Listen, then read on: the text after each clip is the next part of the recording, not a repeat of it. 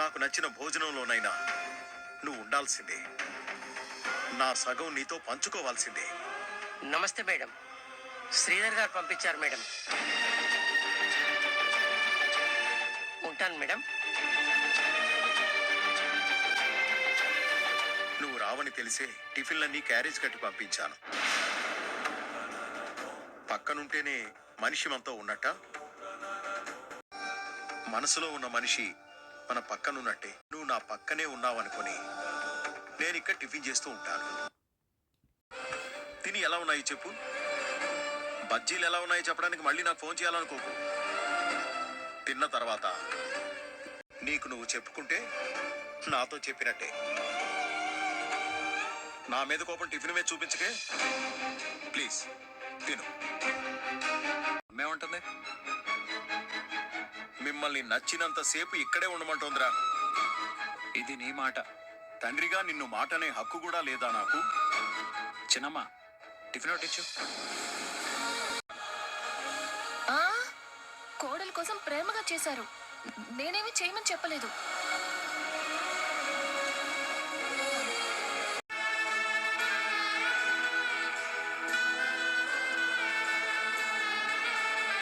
ఎలా ఉన్నాయి చెప్పు. కాంచన కోసం తన మీద నాకు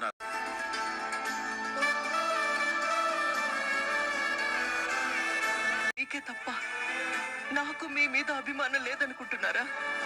గతం అంటే గడిచిపోయిన కాలం కాదు, నేను మీతో గడిపిన జీవితం.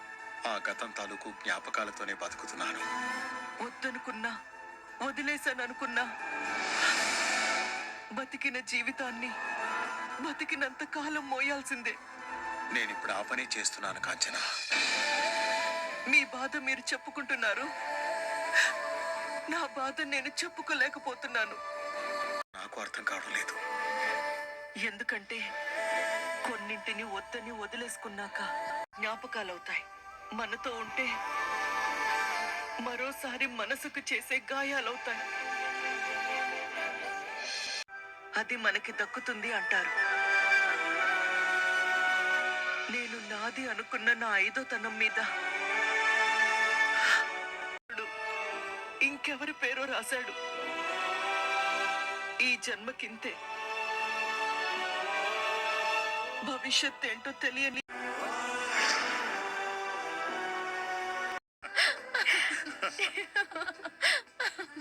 మీరొస్తే ఇంత సంతోషంగా ఉందని తెలిస్తే వారానికి 3 రోజులు మా ఇంటి దగ్గరే టిఫిన్ చేయాలని కండిషన్ పెట్టేవాడిని. ఇప్పటికైనా పోయిందే ఉంది మాస్టరు. మీ కోడలు మీ ఇష్టం. మీరు ఎన్ని కండిషన్లైనా పెట్టుకోండి. రావడానికి నాకే అభ్యంతరం లేదు. చూసావా వదిన, అన్నయ్య నీ మీదే పెట్టాడు. అయితే అమ్మ మీద పెడతాడు, లేకపోతే భార్య మీద పెడతాడు. వాళ్లే మన జీవితం అయినప్పుడు వాళ్ళని దాటి మనం ఏం చేస్తాం మాస్టరు? ఎలా ఉందమ్మా? బానే ఉంది మామయ్య గారు. టాబ్లెట్స్ వేసుకుంటున్నావా? వేసుకుంటున్నాను. శౌర్య వాళ్ళ నాన్నమ్మ దగ్గర కాంచన్తో బాగానే ఉంటావు కదా? అదే దీప, మీ అత్త కోడళ్ళిద్దరూ కలిసిమెలిసే ఉంటారు కదా?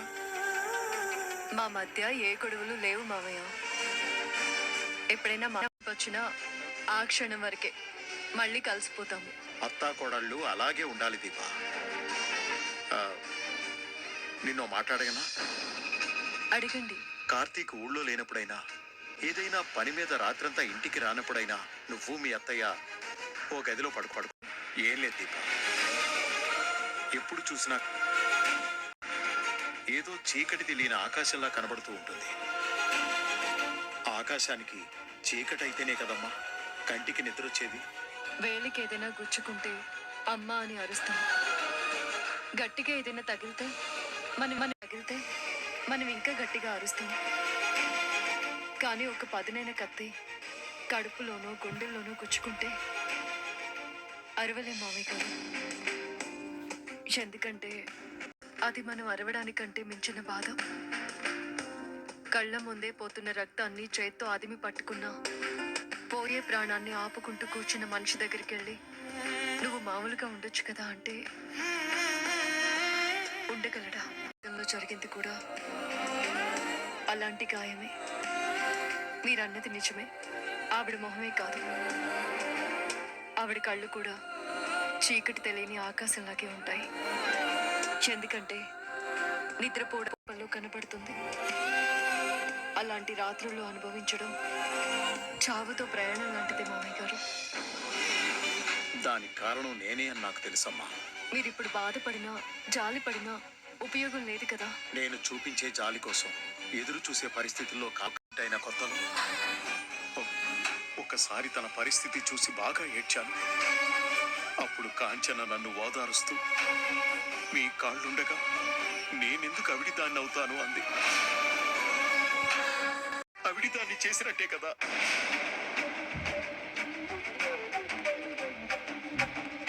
ఇవన్నీ ఇప్పుడు గుర్తులేవా అంటే, కానీ గడిచే కాలం ఆలోచించే విధానాన్ని మారుస్తుందని ఎదురు చూశాను. ఎలా ఉంది? నేనే రకరకాలుగా మారుతూ ఉన్నాను. దీపా, గతంలో మీరన్న ఏ మాట నేను మనసులో పెట్టుకోలేదు. మిమ్మల్ని మామయ్య అని పిలిచేది. మీతో అయితే నాకు సాయం చేస్తావా? చెప్పండి. మీ అత్తయ్య గారితో నా గురించి మాట్లాడతావా? మరో ఆడదానికే తెలుస్తుంది. నువ్వు మీ అత్తయ్యతో మాట్లాడి తన పక్కన నన్ను భర్తగా నిలబెట్టగలవా? నాకు మాటివ్వమ్మా, మాటివ్వు. కన్నీళ్లు తొడవాల్సిన బాధ్యత కోడలిగా నీకే ఉందమ్మా. చెప్పు దీపా, మీ అత్తయ్య పక్కన నన్ను భర్తగా నిలబెడతావా? మాటివ్వు దీపా, మాటివ్వు. నేను ఇప్పుడు మాట ఇవ్వలేను మామయ్య గారు. తీసుకున్న మనిషిగానే ఈ మాట చెప్తున్నాను. మీరిద్దరు కలవాలంటే మీరు ఒక పని చేయాలి. ఏం చేయమంటావు? అత్తయ్య గారికి ఎదురుపడ్డం మానేయండి. మానేయండి. ఆవిడనేమి అడగడం మానేయండి. ఇలా కొన్ని రోజులు మీరు అత్తయ్య గారికి దూరంగా ఉంటే ఆవిడ మనసులో మీ మీదున్న అభిప్రాయం తెలుస్తుందని నాకు అనిపిస్తోంది. మరొకసారి ఆలోచించండి. లేదు దీపా, కాంచన మొండిది. నాలా తన బాధ ఎవరికీ చెప్పుకోలేదు. నేను ఒకసారి నువ్వు చెప్పిన దాని గురించి ఆలోచిస్తాను. కానీ నువ్వు కూడా నీ వైపు నుండి అవకాశం ఉన్నప్పుడు తనకి నా మీద ఉన్న అభిప్రాయాన్ని మార్చడానికి ప్రయత్నించు దీపా, ప్లీజ్. అలాగే మామయ్య గారు. అత్తయ్య గారు ఎవరి మాట వినరు. అయినా నేను ఒక ప్రయత్నం చేస్తాను మీకోసం. సమాధానం చెప్తున్నావు. ఏమైంది కాశీ? టాప్లో ఉన్న వాళ్ళు అడిగితే ఏం చెప్పాలి బావా? మీతో పోల్చుకుంటే మేము చేతగాని వాళ్ళం కదా. ఈ మాట ఎవరన్నారు? ఎవరైనా అంటారు. మనం నిజంగానే చేతగాని వాళ్ళం అయితే ఎవరైనా ఏదైనా అంటారు. నేను ఈ జాబ్ చేస్తున్నాను అని కాలర్ ఎగరేసుకొని చెప్పుకునే అంత గొప్ప జాబ్ ఏం కాదు బావా. నువ్వు ఎక్కడ చదువుకున్నావు? వైజాగ్లో. నేనెక్కడ చదువుకున్నాను తెలుసా? లండన్లో. వైజాగ్లో చదువుకున్న నువ్వే పిఏ పోస్ట్ గురించి ఎంత ఫీల్ అయిపోతుంటే, లండన్లో చదువుకున్న నేను డ్రైవర్గా చేస్తున్నందుకు ఇంకెంత ఫీల్ అవ్వాలి?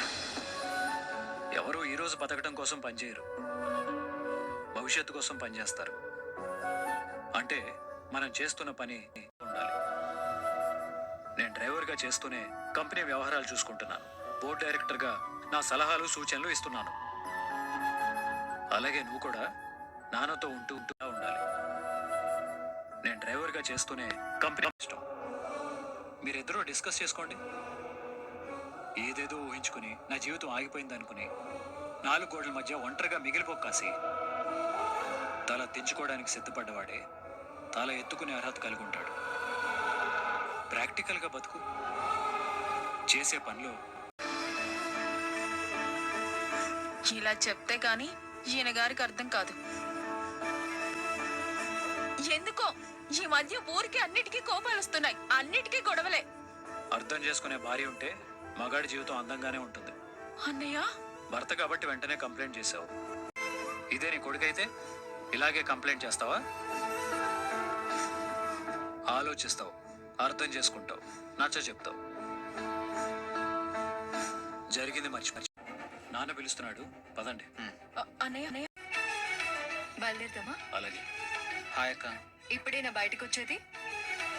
ఫుడ్ ట్రక్ బిజినెస్ స్టార్ట్ చేసిన తర్వాత మనోడికి కాస్త వర్క్ ఎక్కువైంది. అల్లుడు చాలా బిజీ, కాన్సన్ట్రేషన్, ఆకలి కూడా మర్చిపోతాడు. చూసావా, మామయ్య గారు నీ గురించి చనిపోయింది అనుకున్నావు కదా. మనం అనుకోవడం 100 అనుకుంటాం కానీ మనిషికి చావు అంత తేలిగ్గా రాదు గ్రాని. మనిషిని మనం కలవాలి అని రాసి పెట్టుంటే కాలిపోయినా చెయ్యిపోయినా బ్రతుకుతాం. అదే రాత పూర్తయిపోతే నవ్వుతూ పోతాం. అల్లుడు రాలేదు, వాళ్ళ అల్లుడు వచ్చాడు. వీడి కార్లో ఇంకెవరో